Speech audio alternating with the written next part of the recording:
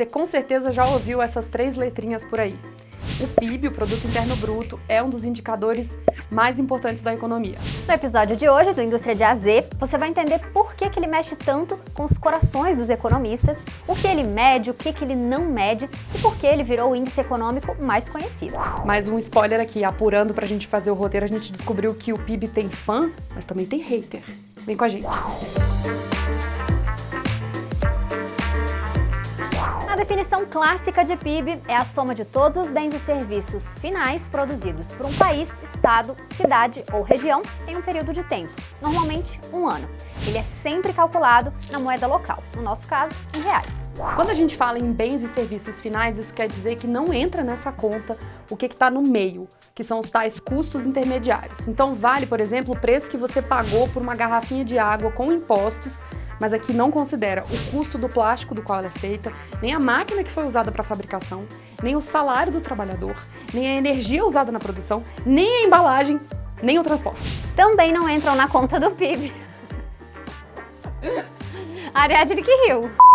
Também não entram na conta do PIB o trabalho informal ou o trabalho não remunerado, como que é feito por todas nós, muito mais do que por todos vocês, diga-se de passagem, nas tarefas de casa e nos cuidados com crianças e idosos. Isso aí, viu?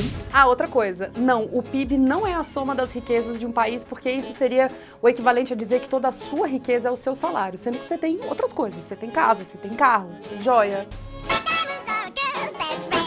Mesmo que seja um indicador de fluxo, o PIB ajuda a ter uma base de comparação entre os países, a dar uma dimensão do tamanho de um mercado e também a entender vários fatores, como crescimento ou retração da atividade econômica, o ritmo da produção, a demanda por empregos, etc. E quando você tem esse termômetro, ele ajuda muito a direcionar ações e investimentos, tanto por parte do governo quanto por parte das empresas e de investidores. Foi exatamente para guiar a formulação de política pública que o PIB foi inventado. Você sabia que antes da Grande Depressão, quando a Bolsa de Nova York quebrou, o mundo simplesmente não tinha esse conceito? Não existia PIB?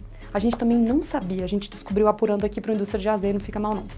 Aquela super crise econômica deixou muito na cara que tinha que ter um jeito de medir a produção econômica para saber quão ruim a situação estava e, a partir daí, encontrar maneiras de consertar as coisas. A proposta de como fazer esse cálculo partiu do economista e estatístico Simon Kuznets, que vivia nos Estados Unidos, mas nasceu em Pinsk, hoje parte da Ucrânia.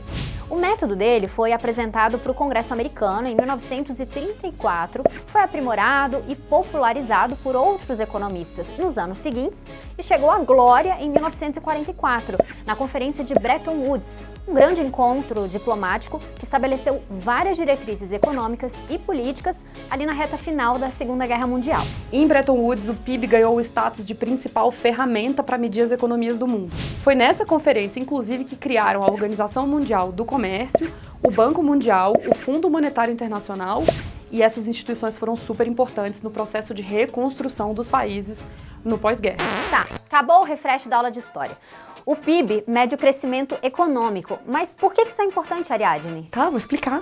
Bom, quando uma economia cresce de forma sustentável, a tendência é que os ganhos sejam divididos com a sociedade.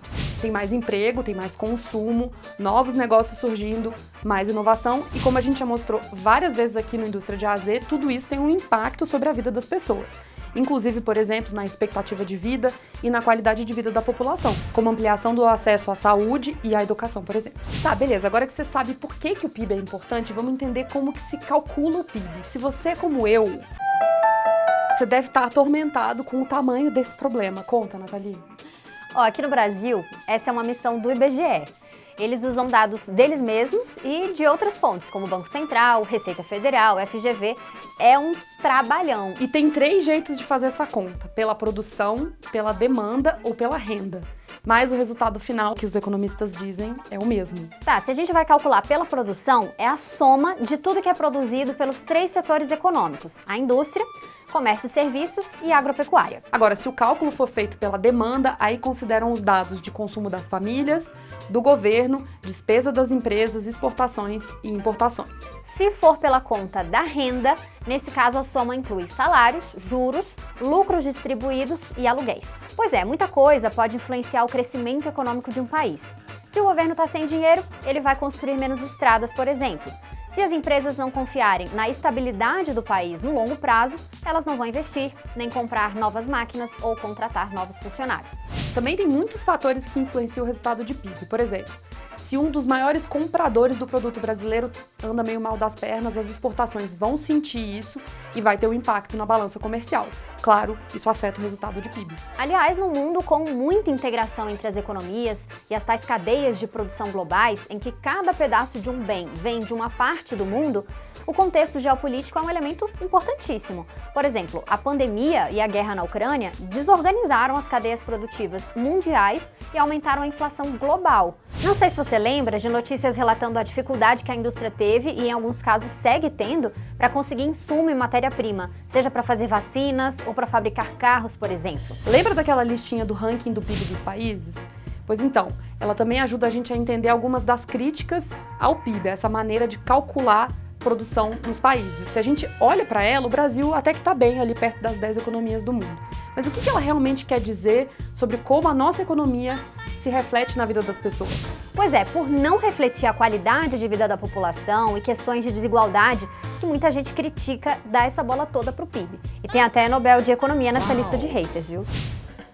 É para tentar medir de fato como a gente sente as condições econômicas na pele que vários outros indicadores foram criados, mas eles também têm suas limitações. O PIB per capita, por exemplo, é o PIB do país dividido pelo número de habitantes. Aí, nesse caso, o Brasil, com seus 203 milhões de habitantes, fica na posição 83. Mas esse indicador também não é perfeito. O primeiro colocado do PIB per capita é Luxemburgo, que tem uma população bem pequenininha, coisa de 650 mil habitantes, só que lá tem uma concentração bem animada de instituições financeiras. Ainda tem outra coisa, muitos alemães, belgas e franceses, países que fazem fronteira ali com Luxemburgo, trabalham, mas não moram no país.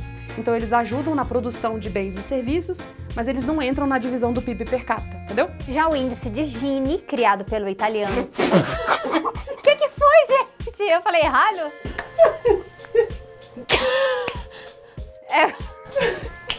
Que é isso, gente? Eu não sei, me deu muita vontade de rir. Desculpa. Já o índice de Gini, criado pelo italiano Conrado Gini, mede a concentração de renda e a desigualdade e ele vai de 0 a 100%. Aqui, mais é igual a pior. Quanto maior o percentual, mais desigual é o país. Os dados compilados pelo Banco Mundial mostram Eslováquia, Eslovênia e Belarus nas melhores posições. O Brasil é o 8º mais desigual, sendo os piores colocados a África do Sul, Namíbia e Suriname. Além de não refletir necessariamente a qualidade de vida da população e como que a renda está distribuída pelo país, o PIB também não diferencia a qualidade daquele bem ou serviço. Então, para efeitos de PIB, dá na mesma se um produto ou um serviço é feito de uma forma que emite vários gases de efeito estufa e outro que ajuda a descarbonizar a economia. Por isso que tem gente que defende criar um PIB verde, que leve em consideração a biodiversidade, o uso de energia limpa e os estoques de florestas, por exemplo.